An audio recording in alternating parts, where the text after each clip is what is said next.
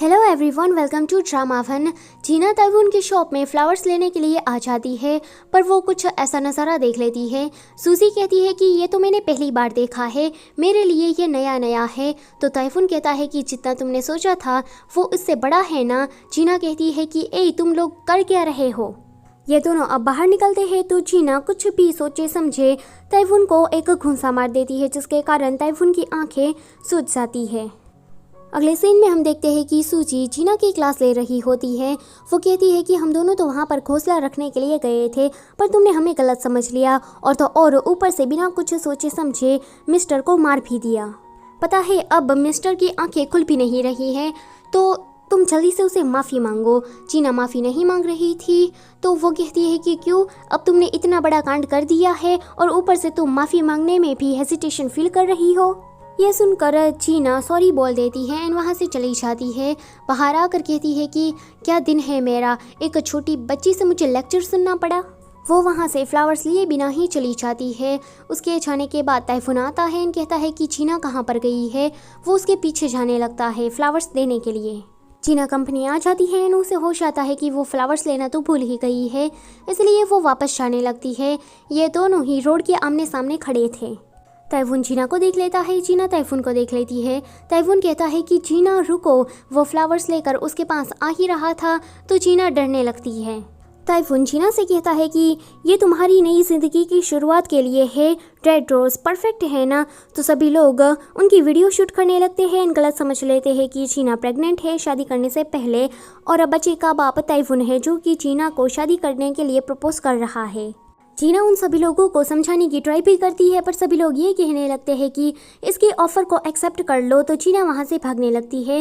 ताइफून उसके पीछे पीछे भागता है, पर वो टाइल्स की वजह से फिसल कर नीचे गिर जाता है एंड फिर से सभी लोगों को ये लगने लगता है कि यह लड़का उसे प्रपोज कर रहा है। ताइफून कहता है कि जीना फ्लावर को एक्सेप्ट कर लो ना। तो सभी लोगों को फिर से यहाँ पर गलतफहमी हो जाती है। सभी लोग कुछ बोल पाते उससे पहले ही जीना कहती है कि ओके मैंने एक्सेप्ट कर लिया है, अब तुम यहाँ से जा सकते हो।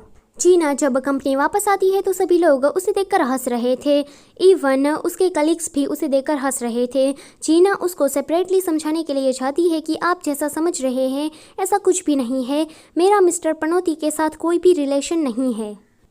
जीना को तो मालसुक का मैसेज आता है कि तुम्हारी माँ को भी ये बात पता लग गई है कि तुम्हें किसी लड़के ने प्रपोज किया है, तो तुम क्या उसे हाँ कहने वाली हो। जीना उसे कुछ भी नहीं समझाती, क्योंकि कंपनी में मीटिंग होने वाली थी। मीटिंग में डायरेक्टर कांग सभी लोगों से कहता है कि न्यूरी पार्क का प्रोजेक्ट हमारे लिए इम्पोर्टेंट है एंड 6 महीने के अंदर हमें इसे टॉप पर भी लाना है। वो न्यूरी पार्क का हवाला चोई को देकर चला जाता है। चोई सभी लोगों से कहता है कि हमें इस पार्क को इतनी ऊंचाइयों तक ले जाना है और इतने सारे चेंजेस करने हैं कि सभी लोग यहाँ पर आए, इवन फॉरेनर्स भी। इसके लिए वो न्यूरी पार्क प्रोजेक्ट टीम बनाता है, जिसमें वो मैनेजर ओह, आयंग, जुलिया एंड होंग को लेता है।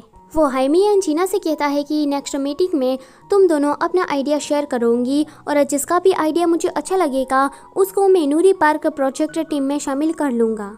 ये दोनों ही फिर उसी काम में लग जाती है। रात में जीना मालसुक से मिलने के लिए जाती है तो मालसुक उसे कहती है कि तुम्हारे बारे में तो पूरे साउथ कोरिया को पता चल गया है, तुम्हारी माँ मुझे बार बार उस लड़के के बारे में पूछ रही थी। तो जीना कहती है कि प्लीज़ मेरे लिए मेरी माँ को संभाल लेना तुम। तो जीना कहती है कि हाँ मैं संभाल तो लूँगी, पर मेरी एक शर्त है, तुम्हें मेरे साथ पैसे कमाने के लिए आना पड़ेगा। तो जीना कहती है कि हाँ। अगले दिन ये लोग फेक गेस्ट बनकर किसी की शादी में जा रहे थे। ताइफून भी फ्लावर्स लेकर उसी शादी में पहुंच जाता है। ये लोग तो दुल्हन की फेक फ्रेंड बनने का नाटक करके अंदर चली जाती है। उसके जाने के बाद ताइफून आता है।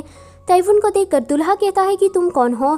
तो ताइफून कहता है कि मैं यहाँ पर फ्लावर डिलीवरी करने के लिए आया हूँ। उसके बाद वो फ्लावर्स के बारे में बहुत सारा ज्ञान छाड़ने लगता है। दुल्हे के पिता को ताइफून का स्वभाव बहुत ही ज़्यादा अच्छा लगता है, तो वो कहते हैं कि शादी होने तक तुम यहाँ पर रुक क्यों नहीं चाहते, मेरे सारे दोस्त तो बस खा पी कर जा रहे हैं। उसके सारे दोस्त उसकी ओर देखने लगते हैं एंड फिर से अंदर चले जाते हैं। ताइफून उन्हें मना नहीं कर पाता एंड अंदर चला आता है। जीना भी ताइफून को देखती है एंड वो वहाँ से जाने का करती है, पर मालसुक उसे ज़बरदस्ती रोक रही थी। जीना तो बहुत ही ज़्यादा डर रही थी कि अब मैं क्या करूँगी। शादी हो जाने के बाद इनकी फैमिली फ़ोटो ली जाती है, जिसमें ताइफून खड़ा नहीं था। तो दूल्हे के पिता कहने लगते हैं कि तुम भी हमारे साथ चले आओ। तो ताइफून चला आता है। अब दुल्हन की बुके फेंकने की बारी आ गई थी तो मालसुक तो बिल्कुल रेडी थी। दुल्हन बुके फेंकती है पर वो चीना के हाथ में आ जाता है। चीना डर जाती है। तैफून भी उसे देख लेता है। आगे चीना तैफून को पकड़कर बाहर ले जा रही थी। तैफून कहता है कि चीना, क्या तुम इनकी रिलेटिव हो या फिर दुल्हन की दोस्त हो? चीना कहती है कि हाँ, कुछ लड़कियाँ वहाँ से जा रही थी। एंड चीना से कहती है कि यहाँ क्या खड़ी हो, जल्दी से खाना खाने के लिए हमारे साथ चलो। ये सुनकर चीना उसे टॉयलेट में ले जाती है एंड वो भी मेंस टॉयलेट में। मालसुक आती है बाहर। वो पैसे का एनवलप लेने के लिए आई थी एंड उसकी टक्कर हो जाती है सांबा से। मालसुक को तो पहली ही नज़र में सांबा को देखकर उसे प्यार हो जाता है। आगे सांबा भुक्खड़ों की तरह खा रहा था। मालसुक उसे देख रही थी। अब ये दोनों ही एक दूसरे के सामने देख देख कर लाइनबाजी कर रहे थे। यहाँ मेंस टॉयलेट के अंदर चीना तैफून को चुप करा कर कहती है कि देखो, जो दुल्हन है उसकी जो दोस्त है, उसकी जो दोस्त है, उसकी जो दोस्त है, मैं उसकी दोस्त हूँ, तो इस हिसाब से मैं यहाँ पर आ सकती हूँ। तैफून कहता है कि मुझे छोड़ो, मुझे दर्द हो रहा है। सारे लड़के बाहर से उन दोनों की आवाज़ को सुन रहे थे। चीना जब बाहर जाती है तो वो शर्मा जाती है कि ये मैंने क्या किया। तैफून, उसको तो कोई भी फ़र्क नहीं पड़ रहा था कि उसके साथ अभी अभी क्या हुआ है। वो चीना चीना चिल्लाता हुआ वहाँ से जाने लगता है। आज जो कुछ भी हुआ, रात में चीना उसी बातों को सोच सोच कर बहुत ही ज़्यादा एनोइंग महसूस कर रही थी। यहाँ पर तैफून वो नॉर्मल था। वो चीना के बारे में अपनी डायरी में लिख रहा था कि वो कितनी अच्छी है, वो सबका ख्याल रखती है। उसका कोई लेना देना नहीं था, पर फिर भी वो उसकी दोस्ती की खातिर किसी अनजान लोगों की शादी में भी चली गई। अगले दिन चीना तैफून की शॉप में फ्लावर्स लेने के लिए आती है तो वो काफ़ी अकड़ दिखा रही थी। तैफून कहता है कि ज़रा ध्यान से रखो वरना फ्लावर्स के कांटे तुम्हें लग जाएंगे। चीना उसे आंखें दिखाती है तो तैफून कहता है कि सुंदर फूल में ही कांटे होते हैं, तो तुम ये बात याद रखना। चीना उसकी बात पर ध्यान नहीं देती एंड चिढ़ते हुए वहाँ से चली जाती है। अगले दिन उसकी मीटिंग थी एंड फिर से चीना के पास इस बार भी कोई भी आइडिया नहीं था, इसलिए वो तैफून का इस्तेमाल करती है। वो तैफून की कही हुई बात को याद करती है कि हर एक सुंदर चीज़ में कांटे तो लगे ही होते हैं। वो इसी बात को अपना टॉपिक बनाकर प्रेजेंट करती है एंड इस बार भी सभी लोगों को ये आइडिया बहुत ही ज़्यादा पसंद आता है। आगे तैफून कंपनी में काम कर रहा था। चीना 2 कप कॉफ़ी लेकर बाहर आती है एंड इंतज़ार करने लगती है। वहाँ पर डायरेक्टर कांगा आते हैं एंड उसके हाथ से कॉफ़ी ले लेते हैं। डायरेक्टर कांग कहते हैं कि आज तो तुमने मीटिंग में बहुत ही ज़्यादा अच्छा बोला है। तुमने क्या कहा था कि ब्यूटीफुल चीज़ में ही कांटे लगे होते हैं, ये बात मुझे बहुत ही ज़्यादा पसंद आई है। तो चीना कहती है कि हाँ, आपने ठीक कहा। तो डायरेक्टर कांग कहते हैं कि वैसे ये तुम्हारा आइडिया है। तो चीना कहती है कि नहीं, मेरे दोस्त ने कहा था। डायरेक्टर कांग कहता है कि क्या आज रात तुम फ्री हो, क्या हम दोनों साथ में डिनर करने के लिए जा सकते हैं। चीना हाँ बोलने ही वाली थी, पर अचानक से ही डायरेक्टर कांग को किसी का कॉल आ जाता है। कॉल कट हो जाने के बाद डायरेक्टर कांग कहते हैं कि माफ़ करना, आज रात मुझे कोई और काम आ गया है, तो हम लोग अगली बार चले जाएंगे। डायरेक्टर कांग के जाने के बाद चीना तैफून के पास आती है। वो तैफून से माफ़ी मांग रही थी कि देखो, मैं किसी और फ्रेंड की बात कर रही थी, मैंने तुम्हारे बारे में कुछ नहीं कहा है। वो देखती है कि तैफून तो गाने सुन रहा है, इसलिए वो कहती है कि छोड़ो, इसे क्या माफ़ी मांगना, इसने तो सुना भी नहीं है। पर चीना के जाने के बाद हम देखते हैं कि तैफून ने उसकी सारी बातें सुन ली थी एंड इस बार तो उसे काफ़ी ज़्यादा बुरा भी लगा था। रात में डायरेक्टर कांग हाइमी के डैड से मिलने के लिए जाते हैं। हाइमी के डैड उसे कहते हैं कि मैंने सुना है कि शायद चेयरमैन अब रिटायरमेंट लेने वाले हैं।